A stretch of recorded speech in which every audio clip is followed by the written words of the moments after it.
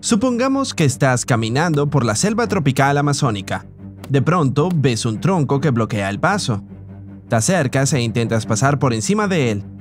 ¡Cielos! ¡Se está moviendo! Horrorizado te das cuenta de que se trata de la serpiente más enorme que hayas visto, la anaconda verde. Tienes la suerte de conocer a una de las serpientes más pesadas y largas del mundo. Parece ser al menos 3 veces más larga que tú y al menos 2 veces más pesada. El único pensamiento en tu mente es, ¿acaso este monstruo va a tragarme entero? Intentas retroceder lo más rápido y silenciosamente que puedas, pero no sirve de nada. Si bien no produces ningún sonido, a las serpientes no les importa ya que no tienen oídos, sino que perciben las vibraciones. De pronto el reptil se lanza hacia ti. Para tu cerebro aterrado, este movimiento parece súper rápido. En realidad, la velocidad de la anaconda no puede superar los 8 km por hora. Son bastante torpes sobre tierra, pero bastante más ágiles en el agua, donde pueden moverse el doble de rápido a 16 km por hora. En fin, tras un lapso lleno de terror, una enorme serpiente tan ancha como el brazo de un adulto te envuelve. Otro dato que tal vez preferirías no saber. La anaconda es una constrictora. Envuelve a los animales con su cuerpo y los aprieta hasta que... No es el mejor tema de conversación en este momento. Tampoco ayuda a saber que ejerce una presión de 7 kg por centímetro cuadrado. Es como si un elefante se sentara en tu pecho. La serpiente controla los latidos de su presa, así es como sabe que el animal, es decir, el almuerzo, está listo. Normalmente los animales no sobreviven al abrazo de la anaconda, pero supongamos que llevas un traje protector súper fuerte y logras seguir intacto. También es bastante versátil y te suministra oxígeno, lo que incrementa tus chances de seguir con vida. Las anacondas son conocidas por comer cerdos salvajes, capibaras y caimanes, que son similares a los cocodrilos y pueden alcanzar unos 2,5 metros de largo. Algunas incluso devoran jaguares y ciervos, que a veces llegan a pesar 45 kilogramos. Tus pensamientos son interrumpidos por una boca enorme que se cierra por encima de tu cabeza. ¿Cómo es que una criatura tan delgada puede lograr algo así? Las anacondas no tienen dientes o miembros que les permitan segmentar el alimento. Por eso tragan a su presa entera y no dejan rastro. La mandíbula inferior del reptil no está unida y se fija a partir de unos ligamentos elásticos. Lo mismo sucede en la mandíbula superior, que tiene 2 secciones independientes. Todo esto permite que la serpiente abra su boca en un ángulo superior a los 160 grados. En cambio, nosotros los humanos alcanzamos los 40 grados en el mejor de los casos. Gracias a eso, la anaconda puede meter en su boca algo mucho más grande que su cabeza. El depredador comienza a envolver tu cuerpo con su mandíbula y te lleva hacia su esófago, el tubo que conecta la boca y el estómago. Por suerte, los colmillos de la anaconda sirven para sostener a su presa, no para morderla. Además, no contienen veneno. Pero eso no hace que la imagen frente a ti sea menos aterradora. La mandíbula está decorada con 4 filas de dientes que apuntan hacia atrás. Esta forma impide que los animales que siguen vivos escapen de la boca hambrienta de la serpiente. De pronto te das cuenta de lo afortunado que eres por tener tu traje protector. Si no fuera por él, probablemente te habrías ahogado. Las anacondas producen muchísima saliva. Como no pueden masticar su comida, tragarla es un proceso mucho más complicado que en otros animales. Dentro de la boca de una serpiente hay varias glándulas que hacen que la saliva ablande a su almuerzo, es decir, a ti. Lo próximo que sientes es que algo a tu alrededor te aprieta. Tus costillas protestan y gritan. La anaconda tiene 2 etapas al tragar. En primer lugar, sus músculos se comprimen y obligan a la comida a pasar por su cuerpo.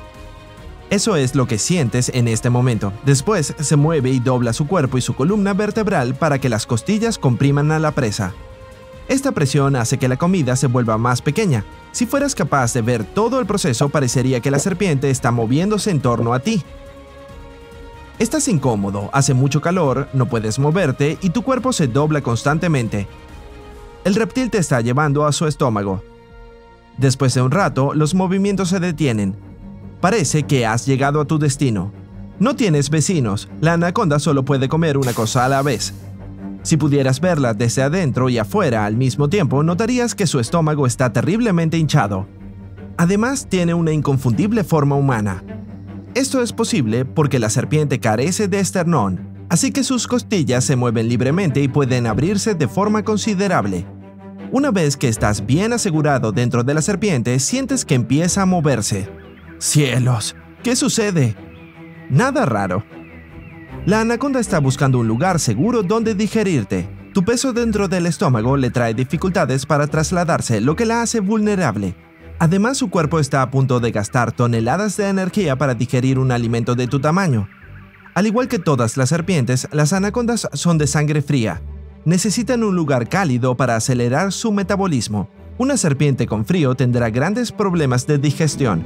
El estómago de la anaconda produce enzimas y ácidos poderosos que disuelven primero las cosas más blandas y después las más duras. Si no tuvieras este asombroso traje protector, la serpiente no tardaría mucho en digerirte. Y no es sorpresa. Esos ácidos son capaces de lidiar con la dura piel del caimán. Tu cabello y tus uñas serían lo último en disolverse. Gracias a la protección, puedes pasar varias semanas en el estómago de la serpiente sin ningún tipo de daño. Aunque la señal de Wi-Fi es bastante mala. Lamentablemente, para cuando el animal se deshaga de ti, ya habrás pasado demasiado tiempo sin haber comido nada. Y ahora las buenas noticias. La anaconda no querría comerte, o al menos no querría tragarte entero. Después de verte es probable que se asuste y huya. Dicho eso, puede que intente protegerse si llegara a sentirse amenazada, así que mejor no te muestres demasiado peligroso, podría salirte mal. Fuera de eso, eres simplemente demasiado grande como para ser una comida adecuada. Si la anaconda te tragara, pasaría un mes llena, tal vez más, pero necesitaría demasiado tiempo para digerirte, un proceso que la volvería lenta y torpe.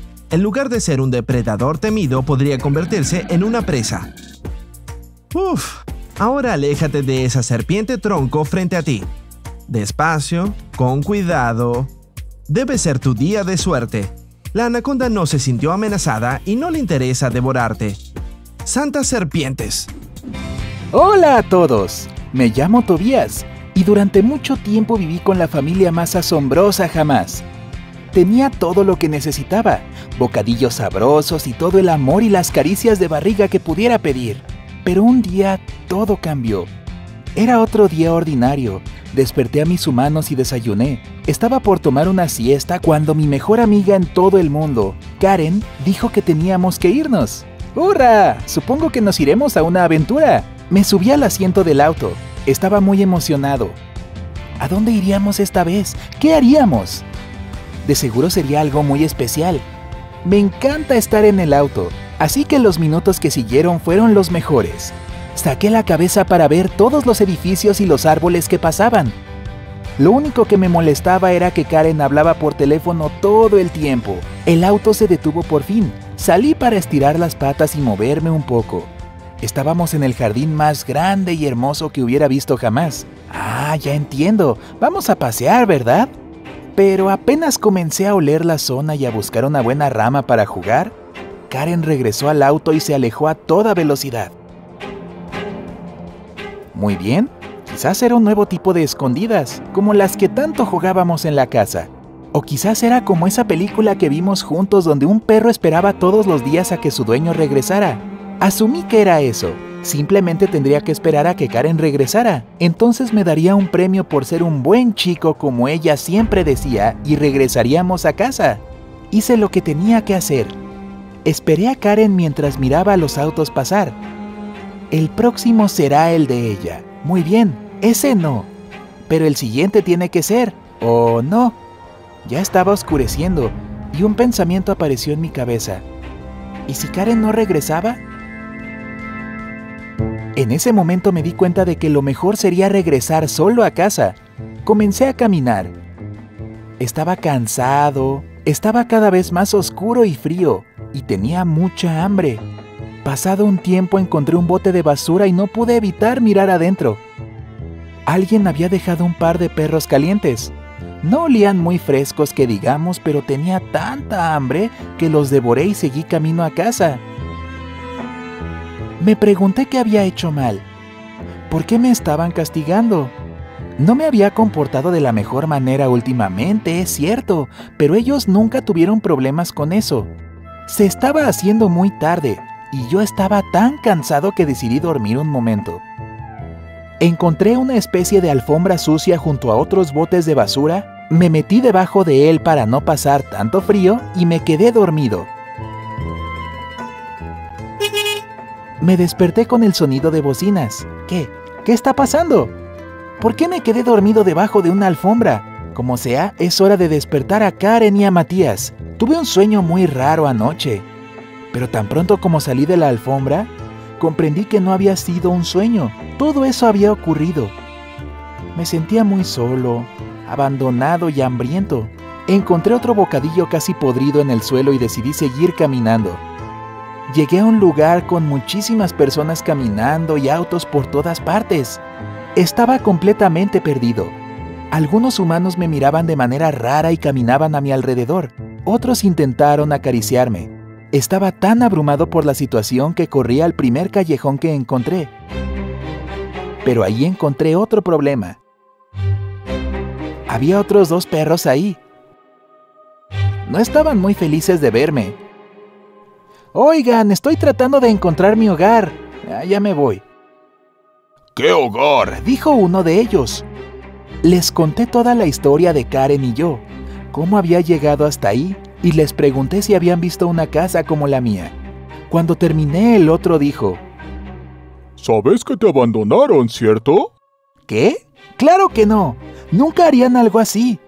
Es solo un malentendido. Me están buscando. No, no es así, respondió el otro. Nosotros también pasamos por esto. Resultó que los dos estaban en la misma situación. Rocky dijo que un día su querida familia empacó, se metió al auto y lo dejó atrás, tal como lo había hecho Karen. Y Oscar había nacido en una gran casa junto con sus hermanos y hermanas. Era un cachorro más lento, no aprendía las cosas tan rápido como los demás. Antes de entender qué estaba ocurriendo, sus hermanos lo dejaron en la calle. Era oficial. Karen y Matías me habían abandonado como si fuera basura. Para ser honesto, esa fue la sensación más horrible del mundo, y los otros 2 sabían con exactitud cómo me sentía. Pero ¿cómo podían las personas que tanto amábamos traicionarnos de esa manera? Aún amábamos a nuestros humanos. Aún teníamos esperanzas de que vinieran a encontrarnos. No podíamos odiarlos. Es imposible para nosotros los perros. Desde ese momento, Rocky, Oscar y yo nos hicimos mejores amigos. Cada mañana los 3 salíamos en diferentes direcciones para buscar algo de comer o algo que nos diera calor por las noches. Nos cuidábamos entre nosotros, evitábamos a las personas con redes que intentaban meternos en esas camionetas grandes y nos manteníamos unidos, como un equipo. En realidad, como una familia. Uno de nuestros lugares favoritos para buscar comida era afuera de una pequeña cafetería.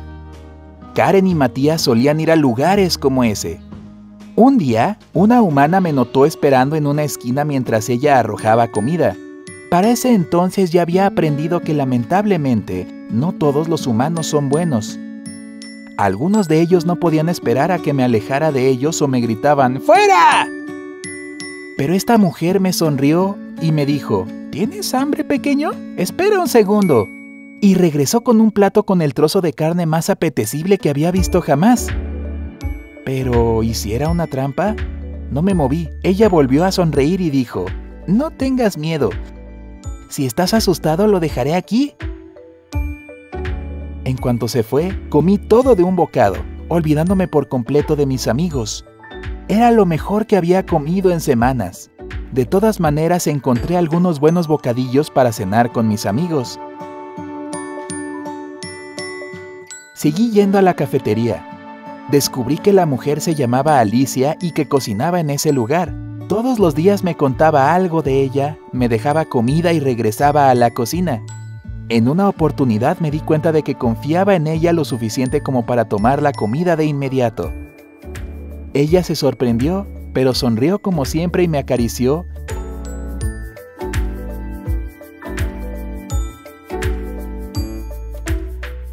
Hasta que un día me miró y me preguntó: «Oye, amiguito, ¿te gustaría vivir conmigo? Parece que necesitas un hogar». Estaba tan sorprendido, abrumado y feliz al mismo tiempo que lo único que pude hacer fue lamerle la mano para responderle que sí. Ese día me llevó a su departamento, pequeño pero acogedor, y desde entonces somos mejores amigos. Alicia vive en el mismo vecindario del callejón donde pasaba mis noches, así que a veces veo a mis viejos amigos Rocky y Oscar. Lamentablemente ellos siguen en la calle. Aún no han encontrado a su Alicia, pero tienen la esperanza de que todo cambiará y que tarde o temprano encontrarán a alguien que los quiera. Espero verlos algún día caminando junto a sus humanos favoritos con una expresión de felicidad. El agua helada aprieta tu pecho y no puedes tomar un buen respiro. Escuchas a la gente gritando. Es tarde en la noche y el interminable mar se mezcla con el negro cielo estrellado. Tienes miedo y frío. El barco de que estabas a bordo se hunde en las profundidades del océano.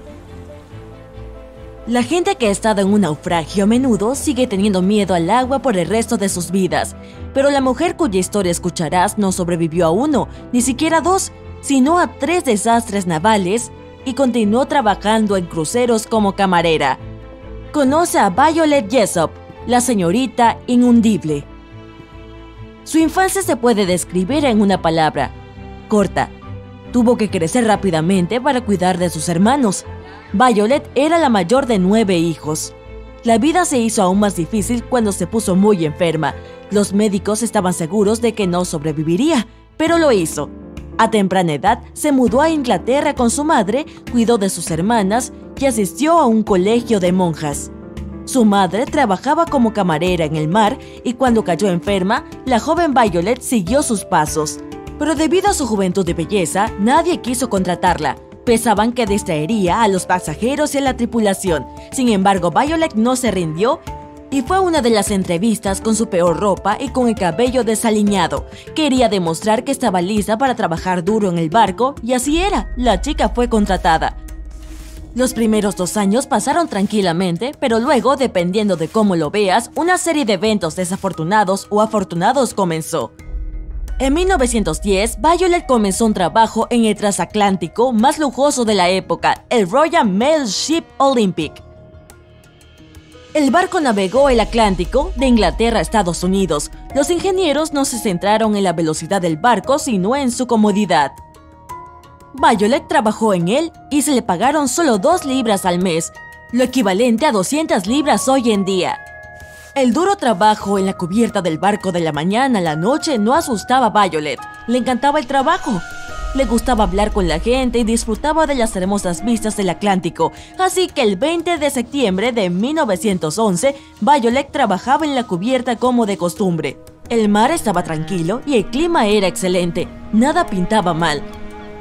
El barco navegó a través del estrecho de Solent, que separa la isla de Wight de la tierra firme británica. En ese momento, el crucero militar británico Hawke apareció. Debió pasar al lado de Olympic, pero algo salió mal. Los barcos se enfrentaron directamente entre sí. El capitán de Olympic trató de maniobrar para evitar una colisión, pero falló. La proa de Hawke estaba diseñada específicamente para chocar con otros barcos, y en esa ocasión embistió al Olympic. ¡Pum! El transatlántico se estremeció y la gente gritó de miedo y pánico. El barco tenía un enorme agujero a estribor. Violet se cayó por la fuerza del golpe. Parecía que una de las mayores embarcaciones de su época se iba a hundir, pero por suerte no fue así. Ambos barcos se mantuvieron a flote y nadie salió herido. Esta vez la fortuna estaba del lado de Violet. El accidente del barco no asustó a la joven. No lo pensó 2 veces y continuó trabajando como camarera. En abril de 1912 aceptó un trabajo en el mejor insumergible barco de la época, donde se suponía que debía servir a los VIP. Al principio no quería trabajar en ese barco, pero sus amigos la convencieron y entonces abordó el Titanic el 10 de abril de 1912 y dejó el puerto de Southampton, para bien o para mal. Los primeros días de trabajo fueron pacíficos, pero al 4.º día de viaje ocurrió uno de los desastres más notorios en el mundo. Violet estaba descansando en su camarote, se encontraba casi dormida cuando sintió la sacudida. En ese momento fue llamada a la cubierta superior. Cuando el Titanic golpeó el iceberg, casi nadie entró en pánico. Nadie creía que el barco insumergible pudiera realmente hundirse. En el momento en que la bodega del barco se llenó de agua, todo el mundo estaba tranquilo en las cubiertas superiores. Violet, junto con otros camareros, estuvo presente durante la evacuación a los botes salvavidas. Las mujeres y los niños fueron desalojados primero. Luego, uno de los oficiales del barco ordenó a Violet que subiera a un bote para mostrar a las otras mujeres que era perfectamente seguro. Cuando lo hizo, otros la siguieron, y alguien de repente le puso un bebé envuelto en sus manos. Sin pensarlo dos veces, Violet abrazó al pequeño a su pecho para mantenerlo caliente mientras el Titanic se hundía. No lo soltó hasta que su bote salvavidas fue recogido por el Carpathia, un barco que fue al rescate. Ya a bordo de la nave, una mujer corrió hacia ella, no dijo una palabra y arrebató el bebé de las manos de Violet. Ella pensó que la mujer era la madre del menor, así que no intentó recuperarlo. Estaba demasiado congelada y entumecida para pensar lo extraño que era que esa no le dijera gracias a la salvadora del pequeño. Muchos años después, Violet recordaría a este bebé en circunstancias inusuales. Luego de sobrevivir con éxito a uno de los naufragios más terribles de la historia, Violet continuó trabajando en el mar contra viento y marea. En 1916, aceptó un trabajo como enfermera en el barco Hospital Britannic, nave hermana tanto del Olympic como del Titanic, que viajaban por el mar Egeo. El 21 de noviembre, el barco tomó una ruta que ya había navegado varias veces, pero ese día en particular no tuvo suerte. El Britannic chocó contra una mina submarina. Violet se las arregló para sobrevivir al tercer naufragio en su vida. Sin embargo, ese rescate no fue tan fácil como los dos anteriores. Luego de la explosión, el enorme Britannic comenzó a hundirse rápidamente. Le llevó menos de una hora al barco sumergirse por completo. Violet no tuvo tiempo de abordar un bote salvavidas, así que saltó por la borda al agua fría. Ahí nadó hasta la barca más cercana y se subió, pero el rescate se convirtió en un nuevo peligro. Las hélices del barco seguían funcionando, giraban en el agua atrayendo al bote hacia estas. Violet saltó de la barca justo a tiempo para escapar de los propulsores. Pero su calvario estaba lejos de haber terminado. Ya en el agua, fue arrastrada bajo la quilla del barco y se golpeó la cabeza. Lo único que la salvó de perder el conocimiento y probablemente la vida fue su grueso cabello. Al final, Violet se alejó del motor y fue recogida por otro bote. Durante los siguientes años, Violet estuvo plagada de dolores de cabeza. Cuando finalmente fue al médico, ese le dijo que había tenido una suerte increíble. Como resultado del incidente en el Britannic, tenía una fractura en el cráneo. Los 3 desastres a los que Violet logró sobrevivir no la detuvieron. Continuó trabajando en cruceros hasta 1950. Recorrió el mundo 2 veces en el lujoso transatlántico Burgenland. Afortunadamente, la serie de percances terminó y Violet nunca volvió a naufragar. En 1950 se mudó a Great Ashfield, en el condado de Suffolk. Había trabajado en el mar durante casi 42 años. Contenta con su carrera, se instaló en una gran casa de campo construida en el siglo XVI, pero un año después de su jubilación recibió una extraña llamada telefónica. Era tarde en la noche. Violet, que estaba dormida cuando el teléfono sonó, lo contestó. Había una voz de mujer del otro lado. La mujer no se presentó y preguntó enseguida: «Disculpe, ¿usted fue quien salvó a un bebé en el Titanic?» Violet respondió: «Sí». «¿Era yo?», dijo la extraña mujer. Se rió y colgó. Violet le contó a su amiga sobre ese peculiar suceso. Supuso que unos niños le estaban gastando una broma, pero Violet nunca le había dicho a nadie lo del bebé antes de esa llamada. Según los registros antiguos, el único menor que estaba en el bote con Violet era un niño. Pero esos mismos registros también decían que el niño había sido salvado por otro pasajero. Aún se desconoce quién era el bebé que Violet rescató. Y así, por haber sobrevivido a 3 naufragios diferentes en 3 barcos distintos, fue apodada Señorita Inundible. ¿Podría sobrevivir en una isla desierta? Hay muchos libros, programas de televisión y películas sobre este escenario, pero todos se desvanecen en comparación con la historia real que le sucedió a estos 6 chicos hace 50 años.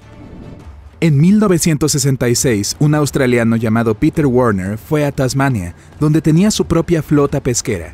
hijo de uno de los hombres más ricos de su país. Su corazón anhelaba el mar y crear su propia empresa de pesca. Esta pasión lo llevó a la remota isla de Ata, un lugar que pensó que estaba deshabitado. Peter recorrió las islas del archipiélago de Tonga como hacía siempre. Cuando vio algo extraño en la isla, tomó sus binoculares y examinó el acantilado. La isla estaba deshabitada, pero notó parches quemados. Fue extraño porque no era temporada de incendios forestales. Mientras pensaba, Peter vio algo más que lo dejó sin aliento. Un chico de cabello largo corrió desde el acantilado y saltó al agua. Pronto aparecieron otros chicos en el acantilado. Cuando el primer chico llegó al barco de Peter, se presentó. Su nombre era Steven. Había 6 más en la isla y habían estado ahí durante 15 meses. El aventurero australiano tenía muchas preguntas, así que contaron su historia y cómo sobrevivieron. Todo comenzó como una travesura juvenil. Un grupo de 6 amigos de entre 13 y 16 años querían saltarse un día en la escuela. Escogieron un momento en el que nadie los estaba mirando, tomaron el barco de pesca de otro hombre y navegaron lejos de todos sus problemas para pasar un día de diversión. Lo que no sabían era que se dirigían directamente a una tormenta. Los chicos lucharon por sus vidas durante 8 días, solos en medio del océano sin un mapa ni una brújula. No tenían comida ni agua, pero al 8º día vieron tierra, Isla Ata. Cuando llegaron a la tierra descubrieron que el lugar no se parecía en nada a una isla paradisíaca. No había palmeras, con cocos ni playas de arena. Este lugar parecía una enorme roca en medio de la nada. Esta isla inhóspita no fue muy amable con los chicos. Su bote se estrelló contra las piedras de la costa, por lo que en el momento en que llegaron a la orilla quedaron aislados del resto del mundo. Los primeros días fueron los más duros. Los jóvenes sabían que no podían quedarse mucho tiempo en la costa. Otra tormenta podría llevarlos al mar. Entonces comenzaron a buscar un camino hacia la montaña. Mientras buscaban un camino, construyeron una casa en una cornisa debajo de una roca. Se convirtió en su hogar durante 3 meses. Después de 100 días de búsqueda sin éxito, finalmente encontraron un camino hacia arriba. El ascenso duró 2 días. Varias veces tuvieron que detenerse para descansar o retroceder cuando el camino conducía a un callejón sin salida. En su camino, encontraron cuchillos antiguos, abandonados por personas que habían vivido en la isla años atrás. Finalmente llegaron a la cima.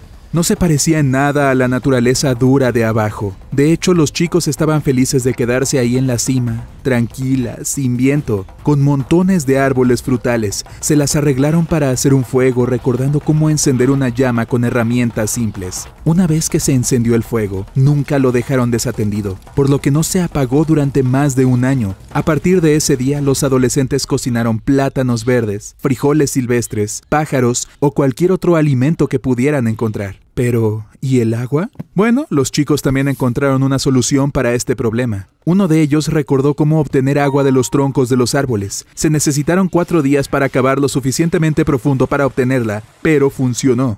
A continuación, los chicos hicieron una casa de hojas de palmera y arbustos. Movieron el fuego al interior para que la lluvia no pudiera apagarlo. Las ratas se sentían atraídas por el calor de su hogar y a veces atacaban la choza. Pero los chicos también resolvieron este problema. Hacían mantas gruesas para cubrirlos por la noche para protegerse de las ratas. Después de un tiempo, intentaron escapar de Isla Ata. Construyeron una balsa, pero se estrelló en los acantilados costeros pocos minutos después de que zarpó de la orilla. Fue entonces cuando los chicos supieron que prácticamente no había forma de que abandonaran la isla, pero no perdieron la esperanza de que alguien los rescatara. Con el paso del tiempo, la vida en la isla se convirtió casi en una rutina. Los adolescentes comenzaron a mejorar sus vidas día y noche. Decidieron trabajar en parejas, cazaban, cocinaban, vigilaban su casa y mantenían su fuego. Su vida se organizó de manera inteligente y conveniente. Plantaron enredaderas de frijoles, hicieron nuevas plantaciones de banano y usaron troncos de árboles ahuecados para almacenar agua.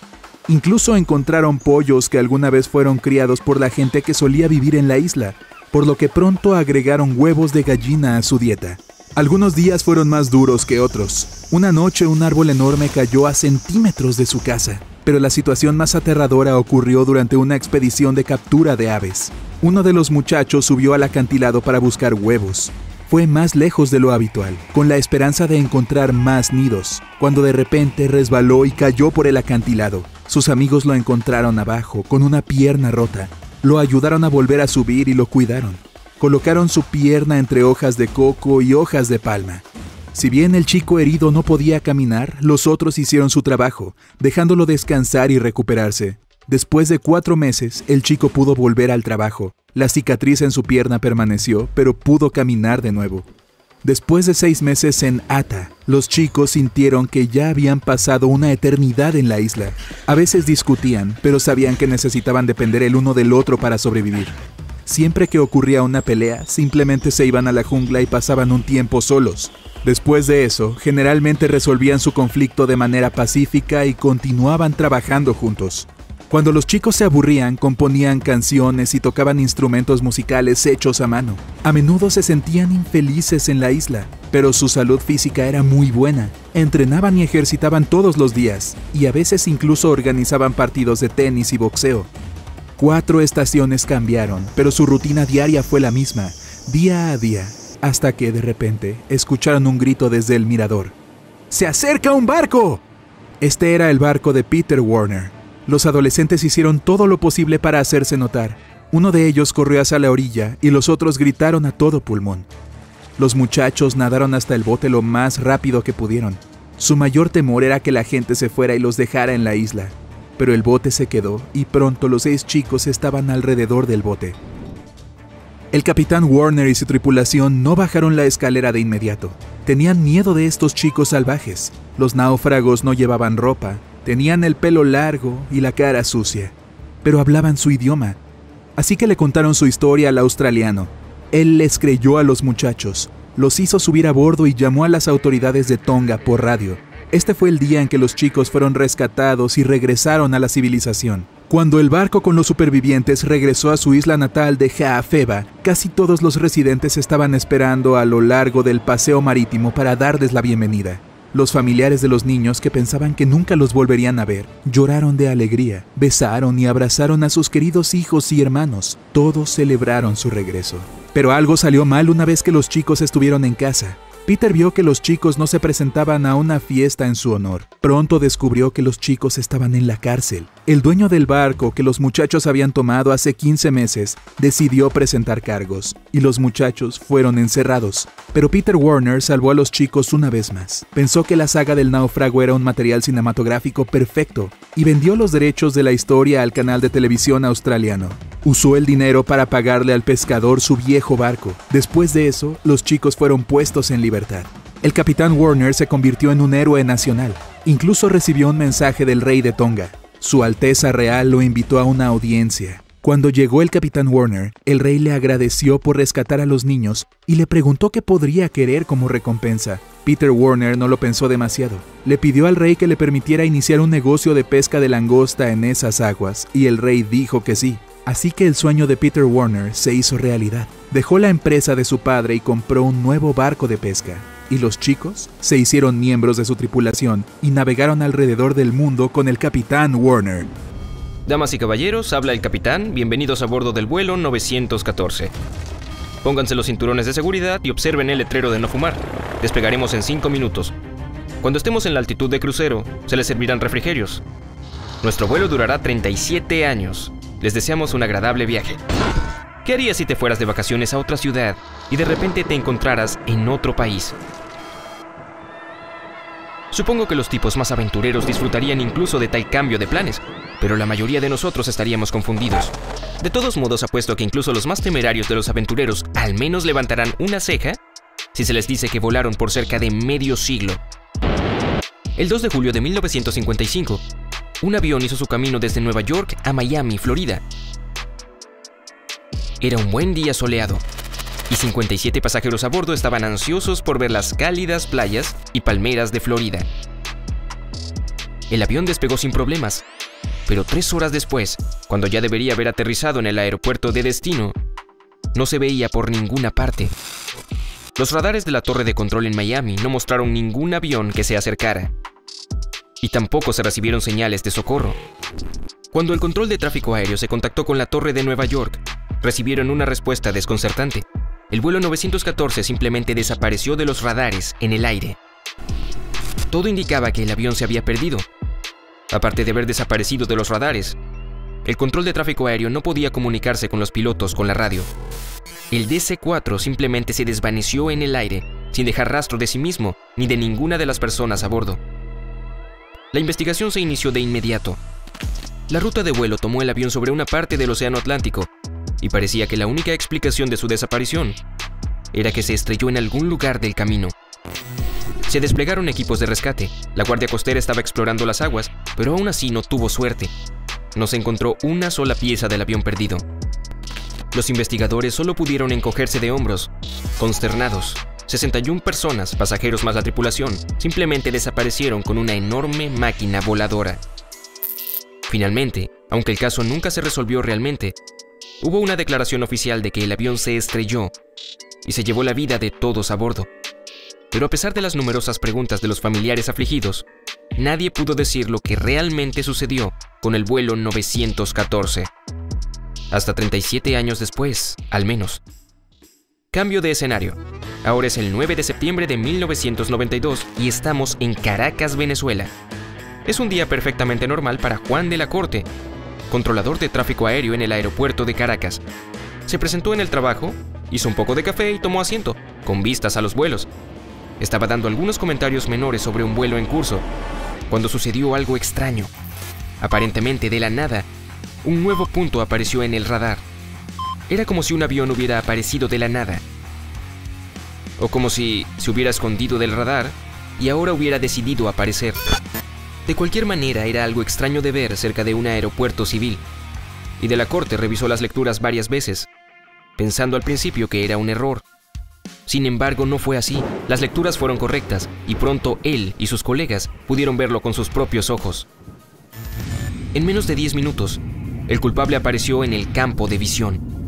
Al principio, para el control de tráfico aéreo parecía un avión normal, pero a medida que se acercaba, pudieron ver que era, de hecho, muy antiguo. Un avión de pasajeros McDonnell Douglas DC-4, aún con hélices en lugar de turbinas modernas. Tales aviones todavía estaban en uso, pero se habían vuelto obsoletos y en su mayoría reemplazados por otros más contemporáneos. Pero eso no fue ni siquiera el comienzo de lo raro. La verdadera confusión comenzó cuando el piloto de la misteriosa aeronave se contactó con la torre y le preguntó en inglés, ¿dónde estamos? Como el responsable de la situación, Juan de la Corte respondió que se estaban acercando al aeropuerto de Caracas y preguntó a dónde se dirigía el vuelo. Hubo una pausa en el otro lado y luego el piloto respondió, somos el vuelo 914 de Pan Am con rumbo desde Nueva York a Miami, Florida, con una tripulación de 4 y 57 pasajeros a bordo. Esto tomó el control de tráfico aéreo completamente fuera de guardia. ¿Qué hacía un vuelo de Pan Am a 1700 kilómetros de su punto de destino? ¿Y cómo llegó hasta allí? De la Corte se apresuró a hacerle algunas preguntas más al piloto, y lo que escuchó a continuación lo desconcertó. El piloto dijo que su vuelo estaba programado para aterrizar en el aeropuerto de Miami a las 9:45 am del 2 de julio de 1955. Ahora era el momento de que la torre de control quedara en silencio. Antes de pedir cualquier otra cosa, para no empeorar las cosas, el control aéreo despejó la pista para que el avión aterrizara. De la Corte no sabía qué hacer con las palabras del piloto. Tal vez pensó que se había vuelto loco, pero eso era irrelevante, ya que había personas a bordo del avión misterioso. Tenía que asegurarse de que aterrizaran a salvo, y decidió hacer preguntas cuando lo hicieran. Las unidades terrestres fueron inmediatamente llamadas para ayudar al avión y a los pasajeros, y aterrizó sin problemas. Habiéndose relajado un poco, Juan finalmente decidió preguntar algo que le molestaba. ¿Sabes que hoy es 21 de mayo de 1992? La pausa que siguió a eso indicó que fue un gran error decirlo. Cuando el personal de tierra se acercó al avión, la voz desconcentrada del piloto en la radio dijo, ¿de qué estás hablando? Cuando de la Corte escuchó eso, supo que tendría que ordenar a los guardias de seguridad que fueran al avión y escoltar a los pasajeros y la tripulación. Sin embargo, mientras avanzaban hacia el avión, el piloto hizo algo que nadie esperaba. Juan escuchó la voz de pánico del capitán del vuelo diciendo, «No, mantente alejado, nos vamos ahora». Y de hecho, volvió a arrancar los motores, y sin esperar el despacho para el despegue, condujo el avión a la pista. Juan intentó detenerlo por la radio, diciéndole que estaba creando una situación peligrosa. Pero el piloto no respondió. Simplemente condujo a la pista, aceleró y despegó. Durante algún tiempo se pudo ver al avión en el aire. Pronto solo desapareció como un punto en el radar, y luego desapareció nuevamente. Ninguna palabra podría describir el impacto en el que se encontraban Juan de la Corte y sus colegas en la torre de control aéreo. Acababan de ver a un antiguo avión apareciendo de la nada. El piloto les dijo que se dirigía a Miami, y antes de que pudieran hacer nada, voló de nuevo, solo para desaparecer en el aire, como si hubiera sido una alucinación colectiva. No se encontró rastro de ese avión nunca más, y hasta el día de hoy, nadie puede explicar lo que sucedió esa mañana en Caracas. ¿Hueles eso? Huele un poco raro, ¿verdad? Sin embargo, debo decir que hay mucha controversia sobre la credibilidad de este evento. En 1985, un periódico llamado Weekly World News fue el primero en cubrir esta historia. Y sí, acabo de decir 1985, 7 años antes de que apareciera la versión más popular. Más tarde, el mismo periódico volvió a contar la historia 2 veces más, solo que con otros detalles. Y con 1992, como la fecha de un avión que viaja en el tiempo en el futuro. La imagen de Juan de la Corte, el controlador de tráfico aéreo en Caracas, también difirió del original de 1985, así que la historia fue en gran parte anunciada como falsa y se convirtió en una especie de leyenda urbana. Sin embargo, la leyenda aún vive, y muchas fuentes la vuelven a contar a su manera. Algunos incluso llegan a decir que los pasajeros del avión finalmente regresaron a sus hogares. Y extrañamente, ninguno de ellos lucía más viejo que 37 años antes, mientras que todos los que conocían envejecían a un ritmo humano. Dicen que los médicos examinaron al piloto, la tripulación y los pasajeros, pero no pudieron encontrar nada fuera de lo común. La gente estaba sana. Sin embargo, esta parte no parece ni remotamente creíble, ya que no se puede encontrar ninguna evidencia sólida sobre 61 personas que regresan de un vuelo de décadas. Quiero decir, ¿no se hubieran quedado sin bocadillos o algo así? Una cosa que sigue apareciendo en internet y despertando el interés de los entusiastas paranormales es un pequeño calendario de bolsillo que de alguna manera se dejó en la pista del aeropuerto de Caracas cuando el notorio avión despegó. Lo que pasa es que es de 1955 y supuestamente sigue siendo el único artefacto de ese extraño encuentro. Todavía hay personas que afirman que el calendario es real, pero una vez más, no hay pruebas reales de su existencia. Bueno, quién sabe, tal vez sea solo un cuento, una leyenda urbana. O podría ser una gran conspiración para ocultar el hecho de que el viaje en el tiempo es posible. Supongo que nunca lo sabremos. Guiño, guiño. ¿Y qué piensas? ¿El vuelo 914 realmente se perdió en el tiempo durante 37 años? ¿O todo es un engaño?